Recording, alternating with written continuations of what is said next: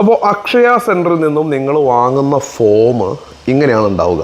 ഈ ഫോമാണ് നിങ്ങൾ ഫില്ല് ചെയ്യേണ്ടത്. ഇത് വളരെ സിമ്പിളാണ് ഫില്ല് ചെയ്യാൻ വേണ്ടിയിട്ട്. ഏറ്റവും ആദ്യം മുകളിലായിട്ട് നിങ്ങൾക്ക് കാണാം data collection form for HSC VHSC application. അപ്പോൾ നമുക്ക് കാണാം ഇവിടെ എന്താണ് നമ്മൾ HSC ആണ് അല്ലേ. നിങ്ങൾ +1 ആണ് അപേക്ഷിക്കുന്നതെങ്കിൽ ഇവിടെ HSC ടിക്ക് ചെയ്യിനി. VHSC ആണെങ്കിൽ നിങ്ങൾക്ക് VHSCയുടെ ആ പാർട്ടിലും ടിക്ക് ചെയ്യാം. അത് കഴിഞ്ഞാൽ വിദ്യാർത്ഥിയുടെ പേരാണ് ആദ്യം ചോദിച്ചിരിക്കുന്നത്. വിദ്യാർത്ഥിയുടെ പേര് നിങ്ങൾ ഇവിടെയായിട്ട് ഈ ഏരിയയിലായിട്ട് നിങ്ങളുടെ പേര് എഴുതുക. പിന്നീട് മെയിൽ ഓർ ഫീമെയിൽ, ആണാണോ പെണ്ണാണോ ചോദിച്ചിരിക്കുന്നു. നിങ്ങളാണെങ്കിൽ അത് ടിക്ക് ചെയ്യുക, പെണ്ണാണെങ്കിൽ അതും ടിക്ക് ചെയ്യുക. അടുത്തത് ജനന തീയതിയാണ്, നിങ്ങളുടെ ഡേറ്റ് ഓഫ് ബർത്ത്. ഇവിടെ വളരെ കൃത്യമായിട്ട് നിങ്ങൾ ഡേറ്റ് ഓഫ് ബർത്ത് എഴുതുക. ഉദാഹരണത്തിന് ഏപ്രിൽ 28 ആണെങ്കിൽ 28/04 വർഷം ഏതാണോ ആ വർഷം എഴുതുക.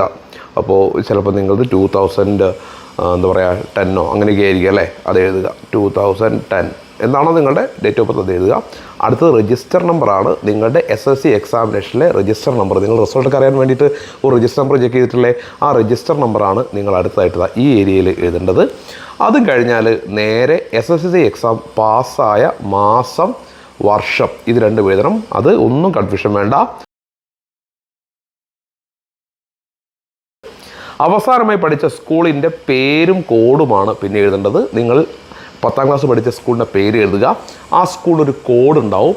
ആ കോഡ് നിങ്ങളുടെ അധ്യാപകരോട് ചോദിച്ചു കഴിഞ്ഞാൽ അവർ കോഡ് പറഞ്ഞു തരും. ആ കോഡും സ്കൂളിൻ്റെ പേരും കൂടി എഴുതുക. പിന്നീട് നിങ്ങളുടെ മതം ഏതാണെന്ന് എഴുതുക, ജാതി ഏതാണെന്ന് എഴുതുക, കാറ്റഗറി ഇതായിരിക്കും കൺഫ്യൂഷൻ വരിക. കാറ്റഗറി എന്ന് വെച്ചാൽ നിങ്ങൾ OBC ആണോ, ജനറൽ വിഭാഗമാണോ, OEC ആണോ, SC ST ആണോ, അങ്ങനെയുള്ള കാര്യങ്ങളാണ് നിങ്ങൾ ഇവിടെ ഈ ഏരിയ എഴുതേണ്ടത്, കാറ്റഗറി എന്ന ഭാഗത്ത് എഴുതേണ്ടത്. പിന്നീട് നിങ്ങളുടെ ആധാർ നമ്പറാണ് അടുത്തതായിട്ട് എഴുതേണ്ടത്. അതൊക്കെ വളരെ സിമ്പിളായിട്ട് നിങ്ങൾക്ക് എഴുതാം. പിന്നീട് നിങ്ങളുടെ ഫാദറിൻ്റെ പേര് ഇവിടെ എഴുതുക, മദറിൻ്റെ പേര് എഴുതുക. പിന്നെ നിങ്ങൾ എഴുതേണ്ടത് സ്ഥിരമായ മേൽവിലാസം, നിങ്ങളുടെ പെർമനൻ്റ് അഡ്രസ്സ്, നിങ്ങളുടെ ഇപ്പോഴത്തെ അഡ്രസ്സാണ് നിങ്ങളിവിടെ പെർമനൻ്റ് അഡ്രസ്സാണ് നിങ്ങൾ ഈ ഏരിയയിലായിട്ട് എഴുതേണ്ടത്. ഓക്കെ. പിന്നീട് നിങ്ങളുടെ പിൻകോഡ് ഇവിടെ രേഖപ്പെടുത്തുക. അതൊരു പിൻകോഡ് ഉണ്ടാവും, ആ പിൻകോഡ് രേഖപ്പെടുത്തുക. ഫോൺ നമ്പറുകൾ ഇവിടെ 2 ഫോൺ നമ്പറുകൾ കൊടുക്കണം. 2 ഫോൺ നമ്പർ നിർബന്ധമായിട്ട് നിങ്ങൾ എഴുതുക. 2 മൊബൈൽ നമ്പറുകളായിരിക്കും മിക്കവാറും ഉണ്ടാകുക. 2 മൊബൈൽ നമ്പറും കൊടുക്കുക. അതിലൊരു മൊബൈൽ നമ്പറിലേക്കായിരിക്കും നിങ്ങളുടെ OTP ഉൾപ്പെടെയുള്ള കാര്യങ്ങൾ വരിക. സോ തെറ്റാതെ കൃത്യമായിട്ട് ഫോൺ നമ്പർ ഇവിടെ കൊടുക്കുക. ഇമെയിൽ അഡ്രസ്സ് നിർബന്ധമില്ല എന്ന് പറഞ്ഞിട്ടുണ്ട്, വേണമെങ്കിൽ നിങ്ങൾക്ക് ഇവിടെ ഇമെയിൽ അഡ്രസ്സ് എഴുതാം. ഓക്കെ. പിന്നീട് നിങ്ങളുടെ താലൂക്ക് ഏതാണ്, നിങ്ങൾ ഏത് താലൂക്കിലാണ് എന്നുള്ളത് നിങ്ങളിവിടെ എഴുതണം. നിങ്ങളുടെ പഞ്ചായത്ത് ഏതാണ്, ഇനിയിപ്പോൾ ചിലപ്പോൾ നിങ്ങൾ പഞ്ചായത്തായിരിക്കില്ല, ചിലപ്പോൾ നിങ്ങൾക്ക് മുനിസിപ്പാലിറ്റിയിലായിരിക്കും അല്ലെങ്കിൽ കോർപ്പറേഷനിലായിരിക്കും, അത് നിങ്ങൾ എഴുതുക. അടുത്തത് വില്ലേജാണ്. അതും നിങ്ങൾക്ക് വീട്ടിൽ ചോദിച്ചാൽ നിങ്ങൾ ഏത് വില്ലേജിലാണ്, വില്ലേജ് എന്നാൽ ഗ്രാമമാണ് അർത്ഥമെങ്കിലും നിങ്ങളുടെ ഗ്രാമത്തിൻ്റെ പേരല്ല, രേഖാപരമായിട്ടൊരു വില്ലേജ് എന്ന് പറയുന്ന സംവിധാനമുണ്ട്. ആ വില്ലേജാണ് നിങ്ങളിവിടെ എഴുതേണ്ടത്. നിങ്ങൾ വീട്ടിൽ ചോദിച്ചാൽ പറഞ്ഞു തരും കേട്ടോ. അടുത്തത് നിങ്ങൾ സ്പോർട്സ് കോട്ടയിൽ എന്തെങ്കിലും തരത്തിലുള്ള ബെനിഫിറ്റ് ഉണ്ടോ, നിങ്ങൾ സ്പോർട്സിൽ ഒക്കെ പങ്കെടുത്ത് സ്പോർട്സ് കോട്ടയിൽ അഡ്മിഷൻ കിട്ടാൻ നിങ്ങൾക്ക് ഒരു ഇത്തവണ കിട്ടുമെങ്കിൽ സ്പോർട്സ് കോട്ട യെസ് കൊടുക്കുക. ഇനി സ്പോർട്സ് കോട്ടയിൽ അല്ലെങ്കിൽ നോയും കൊടുക്കുക. ഡിഫറൻ്റ്ലി ഏബിൾഡ് ആണോ, അതായത് ഹാൻഡിക്യാപ്ഡ് എന്ന് പറയുന്ന അംഗവൈകല്യം ഉള്ള ഭിന്നശേഷിക്കാരായ വിഭാഗത്തിൽപ്പെട്ട ആളുകളാണെങ്കിലാണ് ഈ ഏരിയയിൽ നിങ്ങൾ യെസ് കൊടുക്കുന്നത്, അല്ലെങ്കിൽ നോ കൊടുക്കുക. ഇനി നിങ്ങൾ ഭിന്നശേഷിയിൽ പെട്ടതാണെങ്കിൽ ഏത് വിഭാഗം, നിങ്ങൾക്ക് ഏത് വിഭാഗത്തിൽ പെടും, കാഴ്ചയ്ക്ക് കുറവുള്ളതാണോ എങ്കിൽ ചെവിയുമായി ബന്ധപ്പെട്ടതാണോ, അങ്ങനെ ഏത് തരത്തിലുള്ള ഭിന്നശേഷി പ്രശ്നമാണ് എങ്കിൽ അതിവിടെ നിങ്ങൾ എഴുതുക.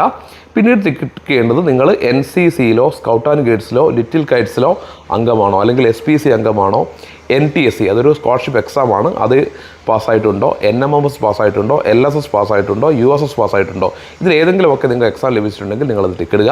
ഇപ്പോൾ നിങ്ങൾ സ്കൗട്ട് ആൻഡ് ഗൈഡ്സ് ആണെങ്കിൽ അത് ടിക്കിടുക. ലിറ്റിൽ ഗൈഡ്സ് ആണെങ്കിൽ A ഗ്രേഡ് ഉണ്ടെങ്കിൽ മാത്രമേ ടിക്കിട്ടൊരു കാര്യമുള്ളൂ. ഇത് ബോണസ് പോയിൻറ്റ് ബന്ധപ്പെട്ട കാര്യത്തിലാണ്. നിങ്ങൾ SPCയിലാണെങ്കിൽ SPC ടിക്ക് ചെയ്യുക, NMS ആണെങ്കിൽ എന്താണോ നിങ്ങൾക്കതുള്ളത് അത് ടിക്ക് ചെയ്യുക. അടുത്ത ചോദ്യം സ്പോർട്സിൽ പങ്കെടുത്തിട്ടുണ്ടോ എന്നുള്ളതാണ്.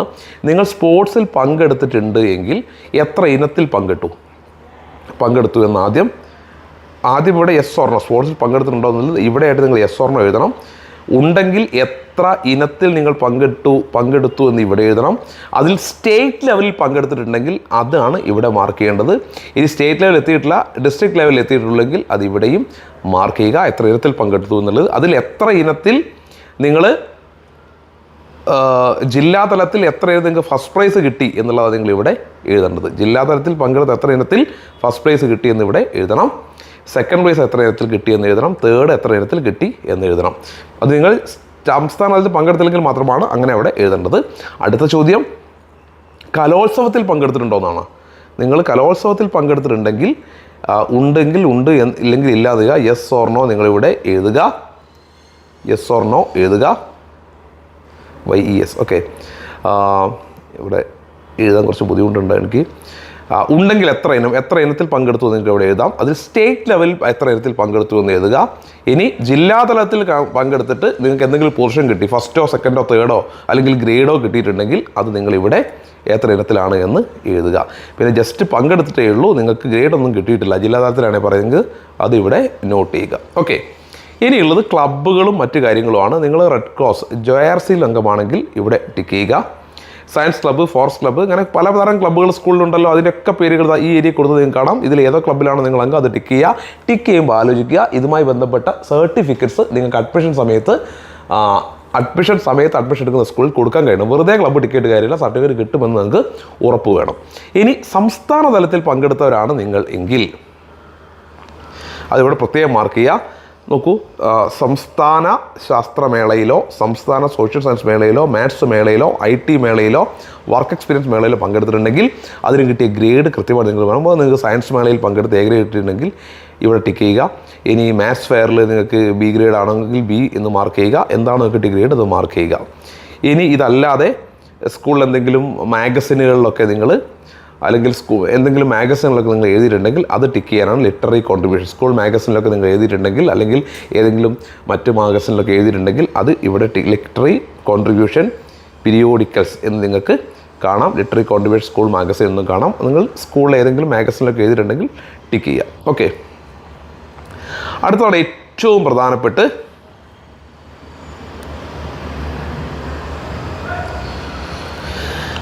സ്കൂൾ കോഡാണ്.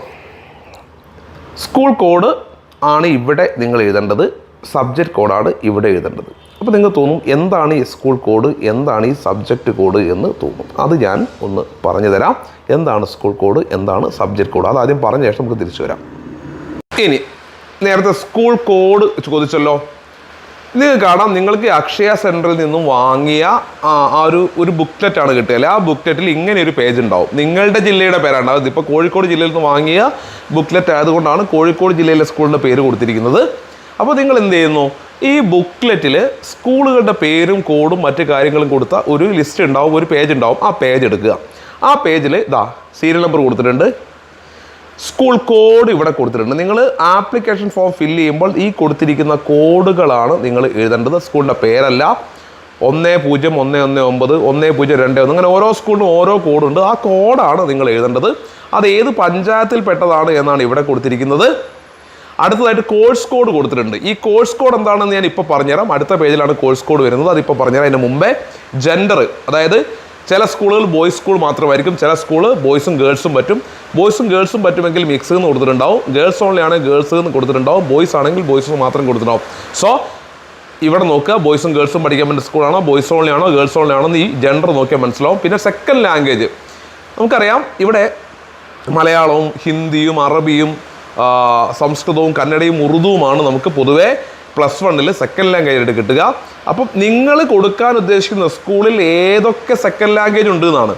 1 എന്ന് കൊടുത്തിരിക്കുന്നത് മലയാളമാണ്, 2 എന്ന് കൊടുത്തിരിക്കുന്നത് ഹിന്ദിയാണ്, 3 അറബിക്കാണ്, 4 സംസ്കൃതമാണ്, 5 കന്നഡയാണ്, 6 ഉറുദുവാണ്. അപ്പോൾ ഇവിടെ SNRS ചേളന്നൂർ കോഴിക്കോട് ഈ സ്കൂൾ നേരെ സെക്കൻഡ് ലാംഗ്വേജ് 1, 2 എന്ന് കൊടുത്തിട്ടുണ്ടെങ്കിൽ അതിൻ്റെ അർത്ഥം ആ സ്കൂളിൽ മലയാളവും ഹിന്ദിയും മാത്രമാണ് സെക്കൻഡ് ലാംഗ്വേജ് ഉള്ളൂ എന്നാണ്. അപ്പോൾ ആ 2 സെക്കൻഡ് ലാംഗ്വേജ് അതിൽ കിട്ടും.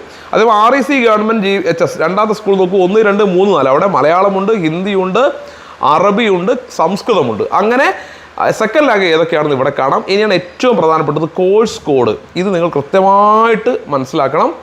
അപ്പോൾ നിങ്ങൾ സ്കൂൾ കോഡ് കണ്ടു, ഇനി കോഴ്സ് കോഡ്. അത് നേരെ അടുത്ത പേജിലേക്ക് പോകാം. ഒരു മിനിറ്റ്, നമുക്ക് അടുത്ത പേജിലേക്ക് നീങ്ങാം. അടുത്ത പേജാണ് നമ്മൾ എടുക്കാൻ പോകുന്നത്.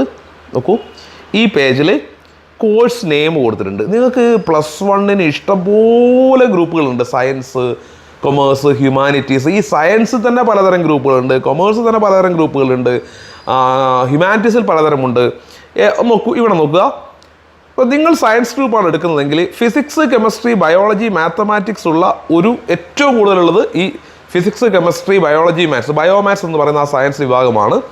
അതാണ് നിങ്ങൾ എടുക്കാൻ ഉദ്ദേശിക്കുന്നത് എങ്കിൽ, നിങ്ങൾ എടുക്കുന്ന സയൻസ് ഗ്രൂപ്പിൽ ഈ 4 സബ്ജക്റ്റിലാണ് വേണം നിങ്ങൾ ഉദ്ദേശിക്കുന്നതെങ്കിൽ നിങ്ങളുടെ കോഴ്സ് കോഡ് 1 അതേസമയം നിങ്ങൾ അതല്ല ഉദ്ദേശിക്കുന്നത്, നിങ്ങൾ മറ്റൊരു കോഡാണ്. നോക്കൂ, ഫിസിക്സും കെമിസ്ട്രിയും മാത്സും കമ്പ്യൂട്ടർ സയൻസും, ബയോളജി വേണ്ട വേറെ കമ്പ്യൂട്ടർ സയൻസും ഉള്ളതാണെങ്കിൽ നിങ്ങളുടെ കോഴ്സ് കോഡ് 5. ഇങ്ങനെ ഓരോ സയൻസ് ഗ്രൂപ്പിലെ ഓരോ സബ്ജക്റ്റ് കോമ്പിനേഷനാണ് കൊടുത്തിരിക്കുന്നത്. അതിൻ്റെയൊക്കെ കോഡ് ഈ സൈഡിൽ ഇവിടെ കൊടുത്തതായിട്ട് നിങ്ങൾക്ക് കാണാം. ആ കോഡ് നോക്കുക. ഇനി നിങ്ങൾ എടുക്കുന്നത് ഹ്യൂമാനിറ്റീസ് ആണെങ്കിൽ ഹ്യൂമാനിറ്റീസിൽ ഇതേപോലെ ഡിഫറെൻറ്റ് കോഡുകളുണ്ട്. History, economics, political science, geography ഉള്ള ഒരു ഗ്രൂപ്പുണ്ട്, അതിൻ്റെ കോഡ് 10. അങ്ങനെ പലതരം ഗ്രൂപ്പുകളാണ്. ഓരോന്നിൻ്റെയും കോഡ് ഇവിടെ കൊടുത്തിട്ടുണ്ട്. ഇനി നിങ്ങൾ കൊമേഴ്സ് ആണ് എടുക്കുന്നത് എങ്കിൽ കൊമേഴ്സിലും ഇതേപോലെ തന്നെ വ്യത്യസ്തമായ ഗ്രൂപ്പുകളുണ്ട്. അതിനൊക്കെ കോഡുകൾ ഇവിടെ കൊടുത്തിട്ടുണ്ട്. ഉദാഹരണം business studies, accountancy, economics, computer application, ഇത് ഒരു വിഭാഗമാണ്. അതിൻ്റെ കോഡ് 39. അപ്പോൾ ഈ സൈഡിൽ കൊടുത്തിരിക്കുന്നതാണ് കോഴ്സ് കോഡ്. അപ്പോൾ നിങ്ങൾ എന്ത് ചെയ്യുക, നിങ്ങളുടെ കയ്യിൽ അക്ഷയ ഫോം എടുത്തിട്ട് ഈ കോഡുകൾ നോക്കുക. ഈ കോഡുകൾ പ്രകാരം ഓരോ കോഡിലും ഏതൊക്കെ സബ്ജക്റ്റുകളാണെന്ന് നോക്കുക. വീണ്ടും നിങ്ങൾ എങ്ങോട്ട് തന്നെ തിരിച്ചു വരണം, സ്കൂളിൻ്റെ കോഡ് കൊടുത്ത അതേ പേജിലേക്ക് തിരിച്ചു വരണം. സ്കൂളിൻ്റെ കോഡ് കൊടുത്ത അതേ പേജിലേക്ക് നിങ്ങൾ തിരിച്ചു വരണം. ഇതാ നോക്കുക, ഇവിടെ നോക്കൂ, SN trust HSS Chelannur Kannankara. ആ സ്കൂളിൽ 1, 11, 39 കോഡുകളിലുള്ള കോഴ്സുകളാണുള്ളത്. അപ്പോൾ ഞാൻ നേരത്തെ പറഞ്ഞ കോഴ്സുകളുടെ ലിസ്റ്റ് കാണിച്ചതിൽ 1ാമത്തെ കോഡിലുള്ള സബ്ജക്റ്റുള്ള ഒരു ഗ്രൂപ്പ്, 11ാമത്തെ നമ്പർ നേരെയുള്ള സബ്ജക്റ്റുള്ള ഒരു ഗ്രൂപ്പ്, 39ാമത്തെ നമ്പർ കൊമേഴ്സ് ആണ് അതിലുള്ള ഗ്രൂപ്പ്, 1 ബയോ സയൻസ് ആണ് ആ ഗ്രൂപ്പും. ഈ 3 കോഴ്സുകൾ ആ സ്കൂളിലുള്ളൂ എന്നർത്ഥം. ചില സ്കൂളിൽ 1 39 കാണൂ എന്നർത്ഥം അവിടെ സയൻസും കൊമേഴ്സും മാത്രമേ ഉള്ളൂ എന്നർത്ഥം. ചില സ്കൂളിൽ 1, 5, 34, 39 ഇവിടെ നോക്കൂ, ഉമ്പിച്ചി ഹാജി HSS ചാലിയം. ആ സ്കൂളിൽ 1, 5, 34, 39 1 സയൻസ് ആണ്, 5 ഹ്യൂമാനിറ്റീസ് ആണ് എന്നാണ് 5 ഹ്യൂമാനിറ്റീസ് ആണ് ഞാൻ മനസ്സിലാക്കുന്നത്. നമുക്ക് നോക്കാം. ഈ 34, 39 കോഡുകളാണുള്ളത്. അങ്ങനെ 5 ഹ്യൂമാനിറ്റീസ് അല്ല, സയൻസ് തന്നെയാണ് കേട്ടോ. ഇങ്ങനെ ഓരോ സ്കൂളിലും ഏതൊക്കെ ഗ്രൂപ്പുകളാണോ ഏതൊക്കെ സബ്ജക്റ്റ് കോമ്പിനേഷൻസ് ആണ് ഉള്ളത് എന്നാണ് ഇവിടെ കൊടുത്തിരിക്കുന്നത് ഈ കോഴ്സ് കോഡ്. അപ്പോൾ നിങ്ങൾ സയൻസ് ഗ്രൂപ്പാണ് എടുക്കാൻ ഉദ്ദേശിക്കുന്നത് എന്ന് കരുതുക, ബയോമാത്സ് ആണ് കൊടുക്കാൻ ഉദ്ദേശിക്കുന്നത്. നിങ്ങൾ നോക്കൂ, ഓക്കെ, നിങ്ങൾ കോഴിക്കോട് രാമകൃഷ്ണ മിഷൻ HSSലാണ് കൊടുക്കാൻ ഉദ്ദേശിക്കുന്നത്. അവിടെ സയൻസ് ഗ്രൂപ്പാണ് കൊടുക്കാൻ ഉദ്ദേശിക്കുന്നത് കരുതുക. ആ സ്കൂളിൻ്റെ കോഡ് ആദ്യം എടുക്കുക. 149 10049 ആ സ്കൂളിൻ്റെ കോഡ്. അവിടുത്തെ സയൻസ് ഗ്രൂപ്പിൻ്റെ കോഡ്, അവിടുത്തെ അല്ല, സയൻസ് ഗ്രൂപ്പിൻ്റെ കോഡുകളുടെ കോഡ് 1, അതായത് ബയോമാത്സിൻ്റെ കോഡ്. അവിടെയാണ് നിങ്ങൾ കൊടുക്കാൻ ഉദ്ദേശിക്കുന്നതെങ്കിൽ നിങ്ങൾ എന്ത് ചെയ്യണം? സ്കൂൾ കോഡായിട്ട് 100 ഏതാണ് ആ സ്കൂളിൻ്റെ കോഡ് അത് നമ്മൾ ടൈപ്പ് ചെയ്യണം. 149 ആയിരുന്നു അല്ലേ? അപ്പോൾ 149 എന്ന് ടൈപ്പ് ചെയ്യണം. അവിടെ നിങ്ങൾക്ക് സയൻസ് ആണ് ആവശ്യം. ഓക്കെ, ഇനി ആ സ്കൂളിൽ അതാണ് നിങ്ങൾക്ക് കിട്ടാൻ ആഗ്രഹമുള്ള സ്കൂൾ. ആ സ്കൂൾ കിട്ടിയിട്ടില്ലെങ്കിൽ മറ്റൊരു സ്കൂൾ പരിഗണിക്കേണ്ടതെന്നുള്ളതാണെങ്കിൽ അടുത്ത സ്കൂൾ. 2ാമത്തെ സ്കൂൾ നിങ്ങൾ കൊടുക്കാൻ ഉദ്ദേശിക്കുന്നത് BM ഗേൾസ് അല്ല, okay, saint Joseph Anglo Indians. ഈ സ്കൂളാണ് എന്ന് കരുതുക. Saint Joseph Anglo Indians GHS കോഴിക്കോടാണ് എന്ന് കരുതുക. അതിൻ്റെ കോഡ് എത്രയാണ്? 146. അവിടെ 1.